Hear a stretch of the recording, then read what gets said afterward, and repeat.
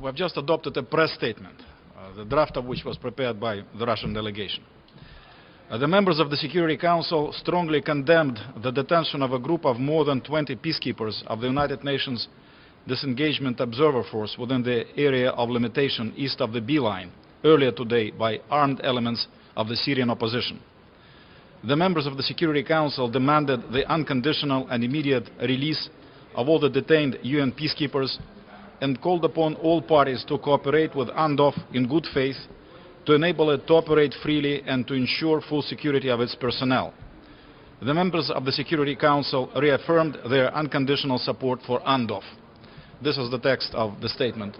We requested a briefing from Hervé Lansous, Under Secretary General for Peacekeeping Operation. He described the situation to us, and on the basis of that briefing, this statement was adopted by members of the Security Council. Please.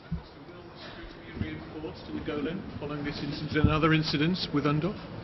Well, this, I suppose, is a matter which the Secretariat has to look into, because the security of UNDOF and safety of UNDOF has clearly been endangered by recent developments. Please. Who's responsible for the security then? It's usually the host government. So in this case, are you considering the Assad regime Well, this is a tricky situation because, as you know, it is an area of separation. So it is not really controlled by either Syria or Israel. And the fact of the matter is that recently armed groups, obviously associated in some form and shape with the Syrian opposition, have been showing up there, and that was causing situations when the Syrian armed forces were also engaged. This is something which is not in any way addressed or envisaged for by the UNDOF mandate. So UNDOF is caught up in a predicament where they are clearly threatened and impeded in terms of carrying out their activities, but they cannot do much about it. In this particular case, the situation, of course, has gotten even worse, because they actually were captured, and some demands are made by those who captured them on the Syrian government.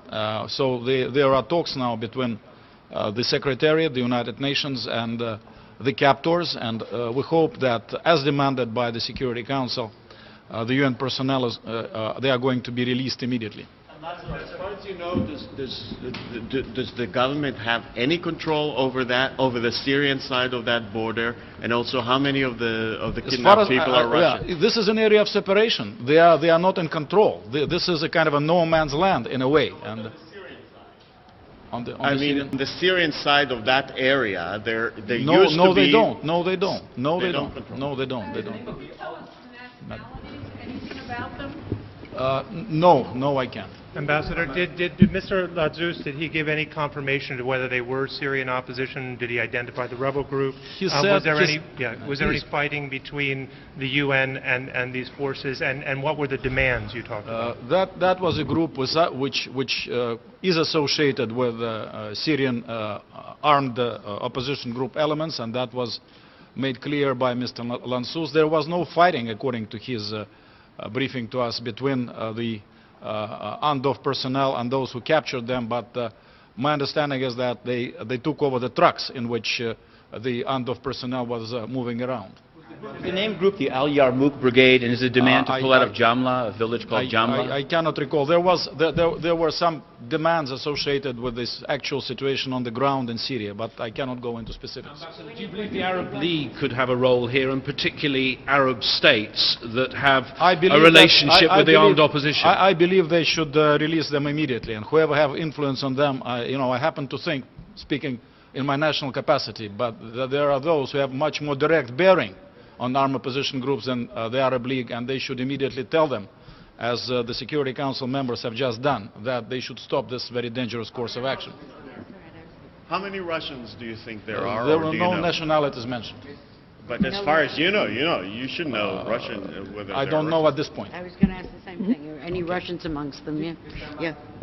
In your national capacity, first of all, did you expect an incident like that, and why do you think something like this happened about Russia? What is thinking? What is his thought about it? Why something?